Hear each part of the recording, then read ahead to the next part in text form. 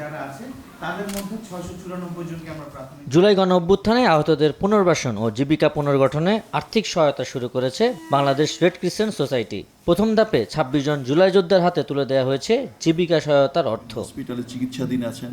সোমবার সকালে সংস্থাটির প্রধান কার্যালয়ে আয়োজিত অনুষ্ঠানে এই সহায়তা প্রদান করা হয়। পাথওয়েজ টু হিলিং প্রকল্পের আওতায় পর্যায়ক্রমে জুলাই আহত 688 জন এই সহায়তার আওতায় আসবেন বলেও জানান রেড ক্রিসেন্ট সোসাইটি। যেভাবে ট্রেনিংটা নিয়েছি সেভাবে ইনশাল্লাহ আমরা আমাদের বাস্তবিক জীবনে অর্থনৈতিক যেই আমাদের স্বাবলম্বী হওয়ার যে বিষয়টা আমরা যথাযথভাবে আমাদের ফিনান্সিয়াল সাপোর্টটা কাজে লাগাবো এবং ভবিষ্যতে আমরা যেন আরও কাউকে আমাদের কর্মসংস্থানে নিয়োগ করতে পারি সেই উদ্যোগ গ্রহণ করব। রেড ক্রিসেন্ট জানায় আর্থিক সহায়তার পাশাপাশি আহতদের জন্য দক্ষতা উন্নয়ন, প্রশিক্ষণ, মানসিক স্বাস্থ্যসেবা, কাউন্সিলিং ও পুনর্বাসন কার্যক্রমও চলছে।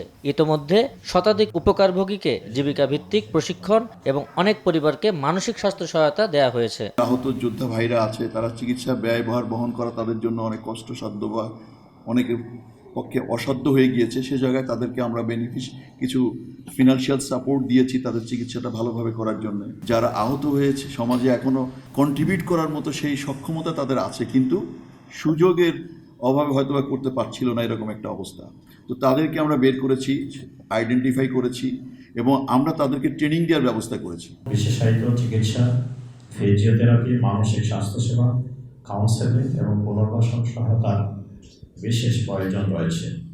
পাশাপাশি দক্ষতা উন্নয়ন প্রশিক্ষণ, আয়ুবর্ধক কার্যক্রম এবং বাজার সংযোগের মাধ্যমে তাদের আত্মনির্ভরশীল করে তোলার উদ্যোগ গ্রহণ করা হয়েছে।